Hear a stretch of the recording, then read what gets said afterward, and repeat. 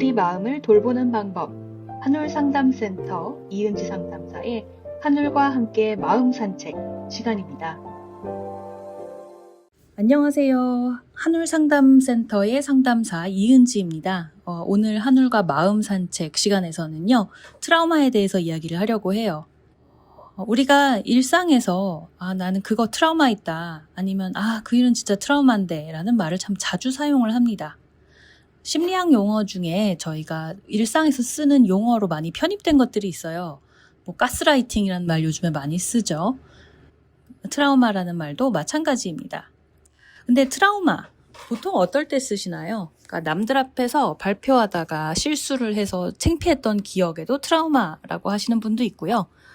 누군가에게 고백했다가 실연을 당한 기억이나 아니면 교통사고를 당했던 것, 이런 많은 순간에 트라우마라는 단어를 쓰시더라고요. 그렇다면 심리학과 신경과학에서 말하는 트라우마의 진짜 의미는 과연 무엇일까요?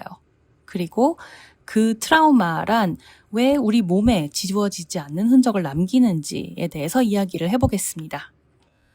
근데 트라우마라는 단어가요, 본래 상처를 뜻하는 그리스어에서 유래를 했더라고요. 그래서 예전에는, 그리고 또 영어에서도 트라우마가 사실 물리적인 외상이라는 의미로 많이 쓰여요. 예전에 심하게 교통사고를 당하면 외과 수술이 필요할 때 트라우마 센터로 간다, 외상 센터로 간다라는 말을 들은 게 기억이 나는 것 같아요. 그런데 요즘에 저희가 트라우마라는 말을 마음의 상처, 그러니까 심리적인 외상을 뜻하는 말로 많이 쓰더라고요. 캐나다의 의사이자 세계적인 트라우마 전문가로 가보 마테라는 분이 있습니다. 이 가보 마테 박사가 저서에서 트라우마가 무엇인지 이렇게 정의를 했습니다. 트라우마라는 것은 당신에게 일어난 비극적인 사건 자체가 아니라 그 사건으로 인해 당신의 내면에 일어난 변화다라고 했는데요. 그러니까 우리가 교통사고를 당해서 상처를 입을 수도 있고요. 아니면 어렸을 때 따돌림을 당했던 것이 상처일 수도 있습니다. 그렇지만 그 사건 자체가 트라우마는 아니고요. 교통사고를 당해서 힘들었던 그 기억 때문에 내가 밖에 나가지 못한다거나 아니면 차가 안전하지 않다라고 생각해서 차를 전혀 못 타게 된다거나 하는 이러한 내면의 상태, 이러한 것이 트라우마라는 뜻이 되겠습니다. 그렇다면요, 감당하기 힘든 충격을 겪었을 때 우리 뇌가 어떠한 방어 반응을 보일까요? 그러니까 트라우마 연구의 선구자로 베셀 반 데어 콜크 박사라는 분이 있습니다. 이분 책으로 이제 The Body Keeps the Score, 몸은 기억한다 라는 책이 굉장히 유명해요. 아마 여러분도 혹시 서점 가셨다면 파란색 표지에 사람이 이렇게 누워있는 그림 표지가 있거든요. 그 책을 많이들 보셨을 거예요. 미국에서도 인기가 굉장히 많았습니다. 이 책이 트라우마 생존자들의 몸이 어떻게 트라우마를 기억하고 있는지를 다루고 있는데요. 트라우마를 겪었던 생존자들의 뇌를 MRI로 찍어보았던 연구에 대해서 이 책에서 다루고 있습니다. 환자들에게 그때 힘들었던 일, 그러니까 트라우마를 발생시킨 사고 경험을 떠올리게 했었더니 이러한 변화가 관찰이 됐다고 합니다. 먼저 우리 뇌의 화재 경보기 역할을 하는 편도체가 과잉 활성화가 됐다고 해요. 그렇게 예전 일을 생각하는 것만으로도 편도체가 지금 당장 생명이 위험하다라고 외치면서 온몸에 비상경보를 울리는 겁니다. 그런데 동시에 좌뇌에서 언어를 담당하는 부위인 브로카 영역은 전혀 작동을 하지 않더라는 거예요. 그러니까 저희가 극한의 공포나 스트레스를 경험할 때, 트라우마가 일어날 법한 사건을 경험할 때 말문이 막 막히거나 아니면 그 경험에 대해서 말로 설명하기 어려워하잖아요. 그게 바로 이런 이유입니다. 그러니까 언어를 담당하는 부위가 트라우마를 경험할 때 꺼져버리는 거죠. 그렇게 언어와 논리를 담당하는 뇌가 멈추었다. 이게 무슨 뜻이냐면요. 저는 이게 굉장히 재밌다고 생각했는데요. 예전에 겪었던 이 사건, 트라우마를 일으킨 사건을 과거에 끝난 일로 인식을 하지 못한다는 게 됩니다. 그러니까 과거에 있었던 일이다, 이제 잊자라고 할 수가 없는 거죠. 대신 이 트라우마를 어떻게 기억을 하게 되냐면요. 시간 개념이 없는 운회라든가 신경계, 그리고 우리 몸의 여러 가지 감각 속에 각인이 된다고 합니다.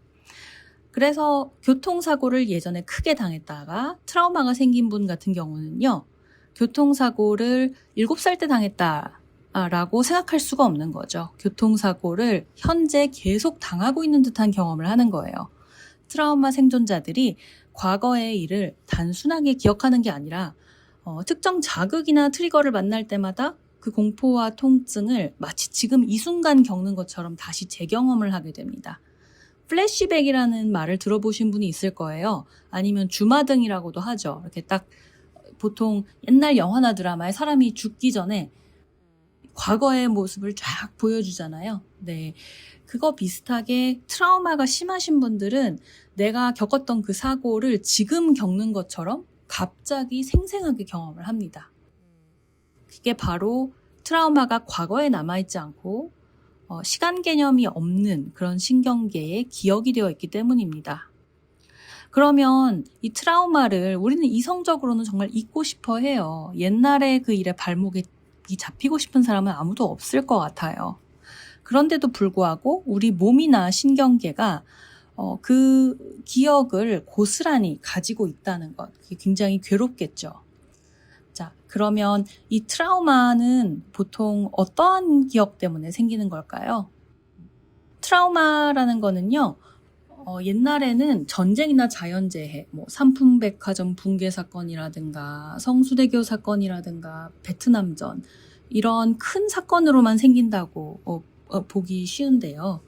그렇지만 그것보다 훨씬 더 작은 사건으로도 우리는 상처를 입을 수가 있어요.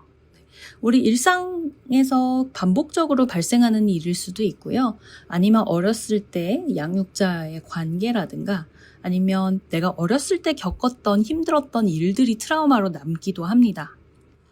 하버드대 의대의 주디스 허먼 교수가요, 저서에서 가정에서 지속적으로 겪는 정서적인 방임이나 학대, 통제, 조건부 사랑, 따돌림 같은 대인관계 상처가 복합적인 트라우마를 만들어낸다라고 말을 한 적이 있습니다. 컴플렉스 트라우마라고 해요. 이게 어린 시절에 부모로부터 일관적으로 사랑을 받지를 못하거나 지지를 받지 못하거나 아니면 사회에서 생활을 하면서 계속해서 자존감이 깎여나간 경험은요, 전쟁이나 자연재해만큼 거대한 사건은 아니지만 우리의 신경계에 전쟁이나 자연재해 못지않게 같은 메시지를 남긴다는 겁니다. 바로 세상은 안전하지 않고 나는 보호받을 수 없다라는 생각을 하게 만드는 거죠. 그렇게 되면 우리 몸은 약간 오버해서 자신을 보호하려고 합니다. 교통사고를 겪은 사람 같은 경우는 차를 아예 안 타버리면 교통사고가 안 나니까 운전을 하려고 할 때마다 공황 발작이 있을 수 있어요.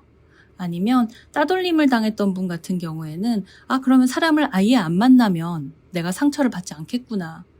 그런 생각이 들면서 밖으로 나가기가 어려울 수도 있습니다. 하지만 이성적으로 생각해보면 이러한 경험이 우리 일상에서 너무나 많은 고통을 안겨주죠. 그렇기 때문에 이 트라우마 치료가 아주 중요해집니다. 트라우마 치료에 대해서는요, 제가 다음 에피소드에서 이야기를 드리도록 하겠습니다. 한울상담센터에서는 개인 상담, 부부 상담, 가족 상담을 온라인이나 대면으로 제공하고 있습니다. 저희 센터의 상담사들은 모두 임상 라이선스 훈련을 받고 있는 분들로요.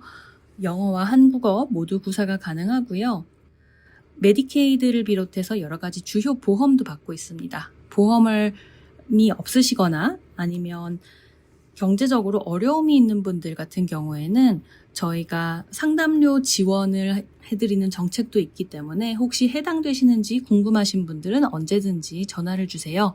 저희 전화번호는 847-616-2030입니다. 행복한 한 주 보내시고요. 다음 에피소드에서 뵙겠습니다. 지금까지 하늘상담센터의 이은지 상담사의 하늘과 함께 마음 산책 시간이었습니다. 하늘상담센터에서 제공하는 심리상담이나 행사 문의는 847-616-2030으로 해주시기 바랍니다.